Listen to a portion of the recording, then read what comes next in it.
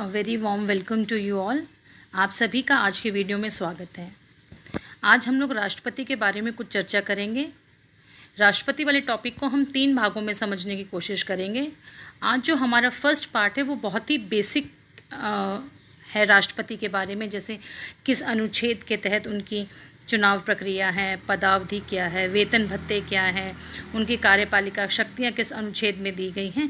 इन सब चीज़ों के बारे में हम लोग बेसिक नॉलेज शेयर करेंगे और वीडियो के अंत में हम जो भी डिस्कस करेंगे आज राष्ट्रपति के बारे में, उससे संभावित क्या प्रश्न बन सकते हैं आगे, उस विषय उन क्वेश्चंस को भी हम लोग जानने की कोशिश करेंगे, उसका क्या सही एक्सप्लेनेशन है।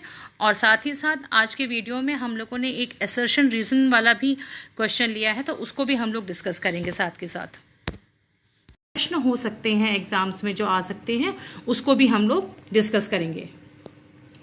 हम सभी जानते हैं कि संघ सरकार को भारत सरकार तथा केंद्र सरकार के रूप में जाना जाता है, जिसमें राष्ट्रपति, प्रधानमंत्री और मंत्रिपरिषद आदि शामिल होते हैं। संघ सरकार व राज्य सरकार दोनों ही अपने अपने स्तर पर इंडिपेंडेंटली काम करती हैं, और जब हम संघ कार्यपालिका की बात करते हैं तो राष्ट्रपति उसका एक अभिन्न अंग है। अनुच्छेद 52 कहता है कि भारत का एक राष्ट्रपति होगा। ये जो मैंने आपके साथ आर्टिकल्स शेयर किए हैं, इन आर्टिकल्स को आप लोग प्लीज़ ध्यान से पढ़िएगा और याद रखिएगा, क्योंकि क्वेश्चंस कई बार आर्टिकल से रिलेटेड आ जाते हैं। स्पेसिफिक आर्टिकल किस चीज़ से संबंधित है, ऐसे क्वेश्चंस बनते हैं। तो अनुच्छेद 52 यानी कि आर्टिकल 52 कहता है कि भारत का एक राष्ट्रपति होगा। संघ की कार्यपालिका शक्ति राष्ट्रपति में निहित होगी, जिसका प्रयोग वह संविधान के अनुसार स्वयं या अपने अधीनस्थ अधिकारियों द्वारा करेगा। जो अधीनस्थ अधिकारी हैं, डेफिनेटली वी ऑल नो कि प्रधानमंत्री और मंत्रिपरिषद उसमें शामिल होते हैं। आर्टिकल 53 कहता है कि संघ कार्यपालिका की सभी शक्तियां राष्ट्रपति में निहित होंगी। संविधान द्वारा राष्ट्रपति को दी गई शक्तियां बहुत ही विस्तृत और व्यापक है, जिसका प्रयोग वह प्रधानमंत्री और मंत्रिपरिषद की सहायता से करता है। तो आर्टिकल 53 कहता है राष्ट्रपति की शक्तियों से संबंधित है आर्टिकल 53। ठीक उसी तरीके से राष्ट्रपति से चुनाव से संबंधित जो आर्टिकल है, डेट इज़ आर्टिकल 54 एंड 55। और यदि हम राष्ट्रपति की योग्यताओं की बात करते हैं, इसके पद के लिए क्या योग्यताएं हैं, वो आर्टिकल 58 में दी गई हैं। अनुच्छेद 58 के अनुसार राष्ट्रपति पद के चुनाव के लिए कोई भी व्यक्ति तभी योग्य हो सकता है जब वो भारत का नागरिक हो, 35 वर्ष की आयु पूरे कर चुका हो, लोकसभा का सदस्य चुने जाने के योग्य हो और किसी भी लाभकारी पद पर ना हो। तो ये बेसिक योग्यताएं हैं जो आप लोगों को हमेशा याद रहती हैं। इम्पॉर्टेंट है कि आप ये याद रखें कि आर्टिकल 58 राष्ट्रपति पद की योग्यताओं से संबंधित है। ठीक उसी तरीके से आर्टिकल 59 वेतन और भत्तों के बारे में है। संविधान के अनुच्छेद आर्टिकल 59 कहता है कि राष्ट्रपति की उपलब्धियां और उसके भत्ते उसके कार्यकाल में नहीं घटाए जा सकते। ये एक इम्पॉर्टेंट बात है कि राष्ट्रपति जिस पद पर उसका जो कार्यकाल होता है, उस कार्यकाल में उनके वेतन भत्तों में कोई भी जो चेंज है घटाने से संबंधित, वो नहीं किए जाएंगे। तो ये कुछ आर्टिकल्स हैं जो आपको याद रखने चाहिए कि राष्ट्रपति के से संबंधित, चाहे वो चुनाव हो, चाहे योग्यताएं हो, चाहे शक्तियां हो, कौन सा किस से संबंधित है।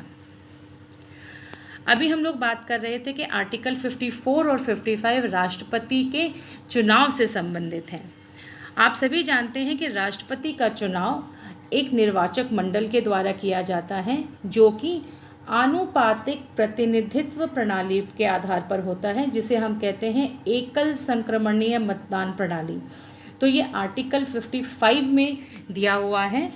राष्ट्रपति की जो निर्वाचन की जो प्रक्रिया है, वो अनुच्छेद 55 आर्टिकल 55 के अंतर्गत दी गई है, जिसमें समरूपता का सिद्धांत और एकल संक्रमणीय का सिद्धांत को अपनाया गया है। तो ये दो मुख्य चीज़ें हैं कि आर्टिकल 55 समरूपता के सिद्धांत और एकल संक्रमणीय मतदान सिद्धांत के बारे में बात करता है। यदि हम बात करते हैं निर्वाचक मंडल की, तो जो आर्टिकल 54 है, आर्टिकल 54 के अनुसार राष्ट्रपति का निर्वाचन एक ऐसे निर्वाचक मंडल द्वारा किए जाने की व्यवस्था है जिसमें निम्नलिखित सदस्य होते हैं। वे सदस्य हैं संसद के दोनों सदनों के निर्वाचित सदस्य। देखिए ये चीज़ आप ध्यान रखिए कि ये समस्त सदस्यों की बात नहीं कर रहे हैं, ये सिर्फ निर्वाचित सदस्यों की बात कर रहे हैं। तो ठीक उसी प्रकार से जैसे संसद के निर्वाचित सदस्य हैं, उसी प्रकार से राज्य विधानसभाओं के निर्वाचित सदस्य, साथ ही साथ जो हमारे यूनियन टेरिटरीज़ हैं उसमें से केवल दिल्ली और पुडुचेरी यानी केंद्र शासित प्रदेश दिल्ली और पुडुचेरी की जो विधानसभाओं के निर्वाचित सदस्य इसमें भाग ले सकते हैं। तो जो संविधान 71वें संविधान संशोधन के अनुसार ये व्यवस्था की गई थी कि इसमें जो दिल्ली और पुडुचेरी की विधानसभाओं के निर्वाचित सदस्य हैं वो भी इसमें भाग ले सकते हैं।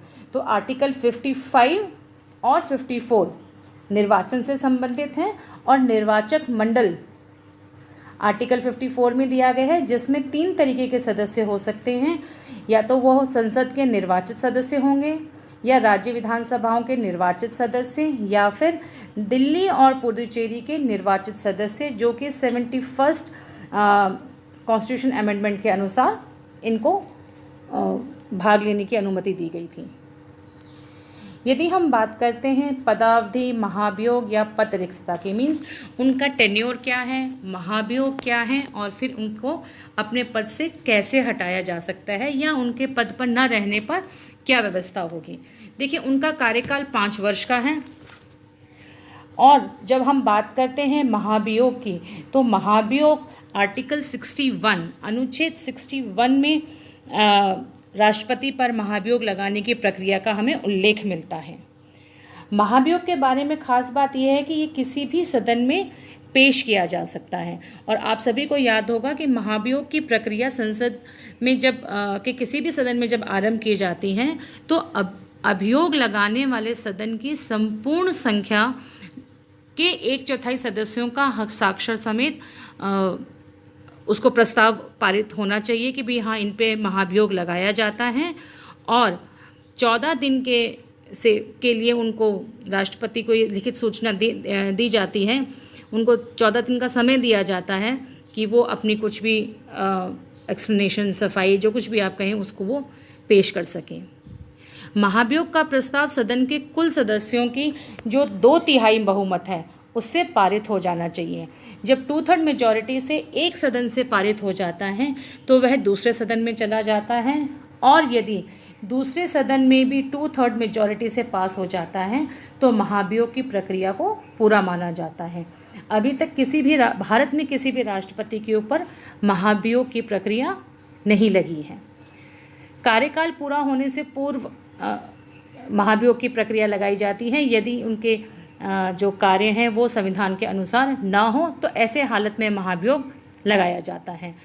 राष्ट्रपति का दोबारा निर्वाचन हो सकता है, वह कितनी बार भी पुनर्निर्वाचित हो सकते हैं। जबकि अगर हम कंपेयर करें अमेरिका में, तो अमेरिका में एक व्यक्ति 2 बार से अधिक राष्ट्रपति नहीं बन सकता, लेकिन हमारे यहाँ ऐसी स्थिति नहीं है। हमारे यहाँ आप कितनी बार भी राष्ट्रपति पद के लिए चुनाव लड़ भी सकते हैं और कितनी बार भी आप राष्ट्रपति बन सकते हैं यदि आपका चुनाव होता है तो। अब जो मैंने आपसे चीज़ें डिस्कस करी उसी से संभावित प्रश्न क्या बन सकते हैं वो भी मैं आप लोगों के साथ डिस्कस करना चाहूँगी। एक बहुत सिंपल सा सवाल बनता है कि राष्ट्रपति, भारत का एक राष्ट्रपति होगा, यह संविधान के किस अनुच्छेद में दिया गया है, वेदर इट इज़ 50, 51, 52 और आर्टिकल 53। तो यदि आपने ध्यान से सुना होगा तो the right answer is article 52। अनुच्छेद 52 के अनुसार भारत का एक राष्ट्रपति होगा। तो ये बहुत ही सिंपल, या फिर आप कह सकते हैं कि इसका डिफ़िकल्टी लेवल बहुत ही इजी है। कभी कभी ऐसे बेसिक क्वेश्चंस भी एग्ज़ाम्स में आ जाते हैं। मैंने निर्वाचन की बात करी थी तो उसी से संबंधित एक क्वेश्चन ले रही हूँ आपके सामने। क्वेश्चन कहता है कि राष्ट्रपति के निर्वाचन में शामिल होते हैं संसद के दोनों सदनों के सदस्य, राज्य विधान परिषदों के सदस्य, राज्य विधान सभाओं के सदस्य, या फिर संसद के दोनों सदनों के निर्वाचित सदस्य। देखिए यहाँ पे जो स्टेटमेंट्स हैं थोड़े से कंफ्यूजिंग हैं अगर आप ध्यान दें, लेकिन जब उन्होंने पूछा है कि कौन से राष्ट्रपति के निर्वाचन में कौन से सदस्य शामिल होते हैं, तो आपको याद होगा कि जो संसद के जो निर्वाचित सदस्य होते हैं वो शामिल होते हैं। ठीक उसी प्रकार से राज्य विधानसभाओं के भी निर्वाचित सदस्य जो होते हैं वो इसमें शामिल होते हैं। और यदि केंद्र शासित प्रदेशों की बात करें, जो कि दिल्ली और पुदुचेरी के बारे में हम बात कर रहे हैं, उसके भी निर्वाचित सदस्य ही निर्वाचन राष्ट्रपति के निर्वाचन में भाग ले सकते हैं। तो इसका राइट आंसर 4 होगा, क्योंकि ऊपर के जो 3 ऑप्शन हैं ये पार्टली सही हैं। संसद के दोनों सदनों के सदस्य तो हैं, लेकिन केवल निर्वाचित सदस्य ही भाग ले सकते हैं, मनोनीत सदस्य नहीं ले सकते हैं। It's the same with option 2 and option 3। So the right option is option 4 कि दोनों सदनों के निर्वाचित सदस्य यानी इलेक्टेड मेंबर्स जो होते हैं वो ही इस प्रक्रिया में शामिल हो सकते हैं। अगला क्वेश्चन है, राष्ट्रपति के निर्वाचन में किस संघ शासित क्षेत्र की विधानसभाओं के निर्वाचित सदस्य भाग लेते हैं? आई होप मेरे आंसर देने से पहले आप लोगों को आइडिया लग गया होगा, वेदर इट इज़ दिल्ली और चंडीगढ़, दिल्ली व लक्षद्वीप, दिल्ली व पुडुचेरी, या फिर ये सभी। The right answer is option 3 Delhi and Pondicherry, जो कि 71st कॉन्स्टिट्यूशन अमेंडमेंट के तहत इनको निर्वाचन में शामिल होने की परमिशन मिल गई थी। तो it is Delhi and Puducherry. Puducherry को हम लोग पौंडीचेरी भी बोलते हैं। और आज की तारीख में किरण बेदी जी वहाँ के लेफ्टिनेंट जनरल है वहाँ की, जो उनको देख रही हैं वहाँ पे। राष्ट्रपति के निर्वाचन की रीति को अनुच्छेद 55 के अंतर्गत किस सिद्धांत के रूप में मान्यता दी गई है? देखिए यहाँ पे 2 चीज़ें आपको ध्यान रखनी चाहिए कि सबसे पहले तो एक आपको अपने आप ही आंसर मिल रहा है कि जो निर्वाचन है वो किसके तहत है, डेट इज़ आर्टिकल 55। तो आर्टिकल 54 निर्वाचक मंडल से संबंधित हैं और अनुच्छेद 54 आर्टिकल 54 निर्वाचन की जो प्रक्रिया है, निर्वाचन की जो रीति है उससे संबंधित है। ऑप्शंस हैं समरूपता का सिद्धांत, एकल संक्रमणीय मत सिद्धांत, वेदर ए और फर्स्ट और सेकंड दोनों, या फिर उपरोक्त में से कोई नहीं। तो ये वाला ऑप्शन तो हमें पता है कि ये वाला ऑप्शन तो सही हो ही नहीं सकता, क्योंकि एकल संक्रमणीय मतदान जो प्रणाली है, जो सिद्धांत है, ये तो आप लोगों को अच्छे ढंग से याद है। तो ऑप्शन 2 तो आप लोगों के सामने है ही है। और यदि आपको ध्यान होगा तो मैंने आपसे कहा था कि अनुच्छेद 55 में 2 चीज़ों के बारे में बताया गया है। पहला तो ये है कि समरूपता का सिद्धांत अपनाया गया है, और दूसरा है एकल संक्रमणीय का सिद्धांत। इसका मतलब 1 और 2 दोनों सही हैं। इसका मतलब ऑप्शन 3 जो दिया गया है that is the right answer. तो निर्वाचन की जो प्रक्रिया है इसमें 2 सिद्धांतों को अपनाया गया है, डेट इज़ समरूपता का सिद्धांत और एकल संक्रमणीय का मत सिद्धांत। तो ये आपके इलेक्शन से संबंधित क्वेश्चन भी आ गया है। नेक्स्ट क्वेश्चन जो है ये दोबारा चुनाव से संबंधित ही है और बहुत सिंपल सा क्वेश्चन है। पहले वाला जो क्वेश्चन है उसी का एक सिंपल वर्जन है। क्वेश्चन कहता है राष्ट्रपति के चुनाव की योग्यता को दर्शाया गया है, मीन्स इनमें से कौन से अनुच्छेद, कौन से आर्टिकल में राष्ट्रपति के चुनाव की के लिए पद के लिए क्या योग्यताएं होती हैं उसके बारे में बताया गया है। वेदर इज़ आर्टिकल 58, 55, 56 और 59। देखिए आपको याद होगा कि 55 तो कहता है इलेक्शन प्रोसीजर के बारे में बात कर रहा है, लेकिन जो आर्टिकल 58 है वो राष्ट्रपति के पद के लिए क्या योग्यताएं होती हैं उससे संबंधित है। So the right answer is option 1 अनुच्छेद 58। नेक्स्ट क्वेश्चन की अगर हम लोग बात करते हैं तो वो शपथ से रिलेटेड है कि भाई राष्ट्रपति को शपथ कौन दिलवाता है। राष्ट्रपति को उसके पद एवं गोपनीयता की शपथ कौन दिलवाता है? भारत का महान्यायवादी अटॉर्नी जनरल, सर्वोच्च न्यायालय का न्यायाधीश, यहाँ पर आना चाहिए मुख्य न्यायाधीश, आई एम सॉरी यहाँ पर आएगा मुख्य न्यायाधीश, मेरे से मिस हो गया, या फिर लोकसभा का अध्यक्ष या फिर उपराष्ट्रपति। तो आपको याद होगा कि जब भी शपथ दिलाने की बात आती है राष्ट्रपति के लिए तो सर्वोच्च न्यायालय के मुख्य न्यायाधीश होते हैं, और यदि हम राज्य स्तर पर राज्यपाल की बात करें तो उच्च न्यायालय के जो मुख्य न्यायाधीश होते हैं वो होता है। तो सर्वोच्च न्यायालय के मुख्य न्यायाधीश राष्ट्रपति को गोपनीयता की शपथ दिलवाते हैं। तो राइट आंसर इज 2। ये टॉपिक बहुत ही सिंपल है, जो मैंने अभी आपसे लिया, जो फर्स्ट पार्ट है हमारा, बहुत ही बेसिक है। इसमें बस कुछ चीज़ें खास ध्यान रखने वाली हैं, वो हैं आर्टिकल्स। बाकी जितने भी क्वेश्चंस मैं आपके साथ अभी डिस्कस कर रही हूँ या जो किए हैं, वो बहुत ही सिंपल वर्जन है, बहुत ही ईजी कैटेगरी के क्वेश्चंस हैं। अब एक क्वेश्चन मैं आपसे लेती हूँ असर्शन और रीजनिंग का। ये क्वेश्चन में कई बार बच्चे थोड़ा सा कन्फ्यूज़ हो जाते हैं बच्चे कि इस क्वेश्चन को कैसे अटेम्प्ट किया जाए। तो ये वाला क्वेश्चन भी मैंने लिया है, क्योंकि पिछले वाली जो हम लोगों की वीडियोस थी उसमें से एक भी इस तरीके का क्वेश्चन आपके साथ मैंने डिस्कस नहीं किया था। पहला स्टेटमेंट कहता है कि राष्ट्रपति अथवा उपराष्ट्रपति के पद से जुड़े या उत्पन्न सभी शंकाओं और विवादों का समाधान उच्चतम न्यायालय द्वारा किया जाएगा और उसका निर्णय ही अंतिम होगा। दूसरा स्टेटमेंट कहता है रीज़न, मीन्स पहला जो स्टेटमेंट दिया गया है ये उसका रीज़न है, that is why it is written, कारण, और ये है कथन। दूसरा स्टेटमेंट कहता है कि संसद राष्ट्रपति और उपराष्ट्रपति के पद के निर्वाचन से संबंधित किसी भी मामले को कानूनी रूप से विनियमित कर सकती है। तो ऐसे वाले जो क्वेश्चंस होते हैं, इसमें सबसे पहले मैं बता दूं कि जो ऑप्शंस आते हैं वो या तो ये आएगा कि ए और आर, यूजुअली इस तरीके के आते हैं। मैं आपको एक एग्जांपल देती हूँ, इस तरीके के आते हैं। देखिए, पहला स्टेटमेंट होगा ए और आर दोनों ही सही है, मीन्स दोनों स्टेटमेंट सही हैं, और जो सेकेंड स्टेटमेंट है वो स्टेटमेंट फर्स्ट की सही व्याख्या है, उसका सही एक्सप्लेनेशन है। इसी के उल्टा दूसरा वाला होता है कि ए और आर दोनों सही हैं, किंतु आर फर्स्ट वाले की सही व्याख्या नहीं है, उसका सही एक्सप्लेनेशन नहीं है। थर्ड और फोर्थ ऑप्शन बहुत ही सिंपल है, वेदर अगर ए सही है लेकिन आर गलत है, और ए गलत है किंतु आर सही है। तो वापस हम अपने क्वेश्चन पर आते हैं। क्वेश्चन कह रहा था कि राष्ट्रपति और उपराष्ट्रपति के पद के निर्वाचन से जुड़े या उससे उत्पन्न सभी शंकाओं और विवादों का समाधान उच्चतम न्यायालय द्वारा किया जाएगा और इसका निर्णय अंतिम होगा। तो सबसे पहले तो ये डिसाइड कीजिए कि ये स्टेटमेंट सही है या नहीं। Yes, this statement is true, तो ये स्टेटमेंट तो सही है, दिस इज़ ट्रू। अब दूसरा स्टेटमेंट है कि संसद राष्ट्रपति और उपराष्ट्रपति के पद के निर्वाचन से संबंधित किसी भी मामले को कानूनी रूप से विनियमित कर सकती है। So whether this statement is right और wrong, this statement is also right. तो इसका मतलब ये है कि हमारे दोनों ही स्टेटमेंट सही हैं, पहला वाला स्टेटमेंट भी सही है और दूसरा वाला स्टेटमेंट भी सही है।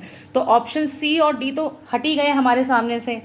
इसका मतलब ये हुआ कि ये वाले जो दो ऑप्शंस हैं आपके पास, ये वाले दोनों ऑप्शंस तो होंगे ही नहीं, क्योंकि इसमें से एक ऑप्शन कह रहा है कि ए सही है, दूसरा कह रहा है कि ए गलत है, जबकि हम लोगों को ये पता चल गया है कि हमारे दोनों ही स्टेटमेंट्स सही हैं। तो ये दो ऑप्शंस तो अपने आप ही रूल आउट हो गए हैं। अब हमें ये देखना है कि पहले वाला जो हमारा स्टेटमेंट था, क्या जो दूसरा स्टेटमेंट है वो उसका सही कारण है, क्या वो उसकी सही व्याख्या कर रहा है? तो ऐसा नहीं है, क्योंकि दोनों ही बहुत डिफरेंट चीज़ें हैं।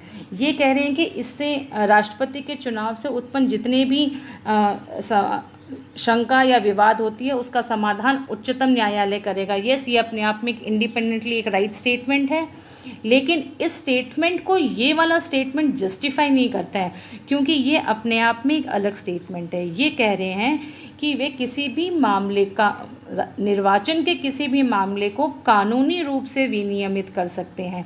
तो संसद के पास ये अधिकार होता है कि वह संशोधन कर सके, उसमें चेंज कर सकें।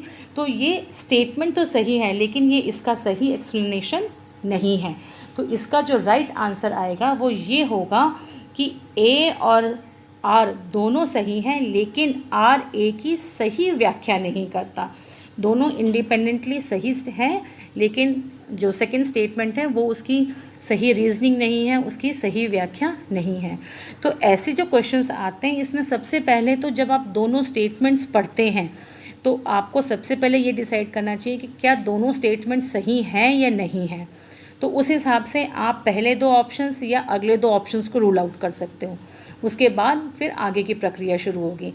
सपोज़ आपका एक स्टेटमेंट गलत है, तो अपने आप ही पहले दो ऑप्शंस जो होते हैं, ए और फर्स्ट और सेकंड, जो इस तरीके के ऑप्शंस है वो रूल आउट हो जाते हैं।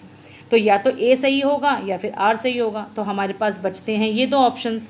लेकिन अगर दोनों स्टेटमेंट्स सही हैं, जैसे इस क्वेश्चन में था, तो ये दो ऑप्शंस अपने आप में रूल आउट हो जाएंगे, नहीं होंगे, इन दोनों में से हमको चुनना पड़ेगा। तो it was just a small example कि असर्शन रीज़न के जो क्वेश्चंस आते हैं वो आपको कैसे अटेम्प्ट करने चाहिए।